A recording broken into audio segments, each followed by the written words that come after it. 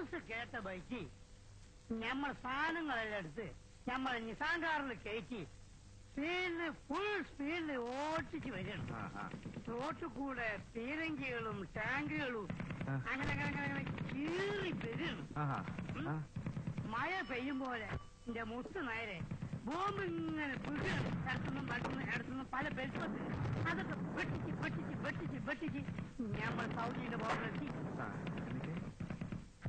അതാണ് നമ്മൾ നേരെ എഴുതിയൊരു ടാങ്കർ ഇഷ്ടമാണെന്ന് പറഞ്ഞു നമ്മൾ കാരണട്ടോ കൊട്ടാളി ടാങ്കറിന്റെ അവിടുന്നു ഒരാളും ഇങ്ങോട്ട് വന്നു.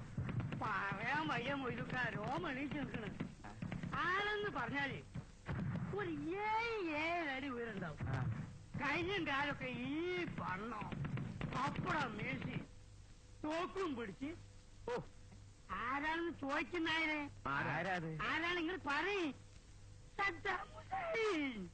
അതാണ് എന്റെ ഗുരുവായൂരപ്പാ നമ്മളോട് ചോദിക്കുകയാണ് വേറെ ആർ ഗോയിങ്. തിരിച്ചെന്ത് പറഞ്ഞു? നമ്മളപ്പത്തിന്റെ പാസ്പോർട്ട് എടുത്ത് കാണിച്ചു കൊടുത്ത്.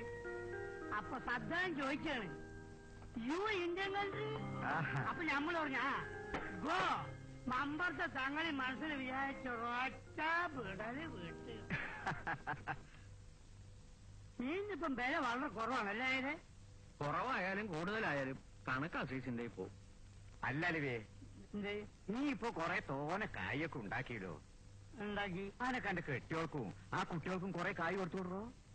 ചിലക്കാട് പോയി ചാടാൻ പറയും. പെണ്ടി തരാ ഈ പറയണു ചെയ്യണു. അല്ല മനസ്സിലായില്ല. എന്ത് തെണ്ടി തരാം?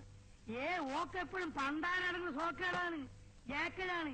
ചാവും പകലും പട്ടിയും ചെന്നിങ്ങനെ അങ്ങോട്ടും ഇങ്ങോട്ടും വലിച്ചെടുക്കുക. അതിനാണ് ഡോക്ടർമാരെ കാണിക്കേണ്ടത്. ഡോക്ടറെ കാണിക്കുന്ന നേരം കൂടെ ഞമ്മക്ക് വേറെ പെണ്ണിട്ട് കൂടെ. നമ്മൾ ആളല്ലേ നമ്മൾ വേറെ നിക്കാതിരിക്കാൻ പോവുക. ആലോചന വല്ലതും ഉണ്ടോ?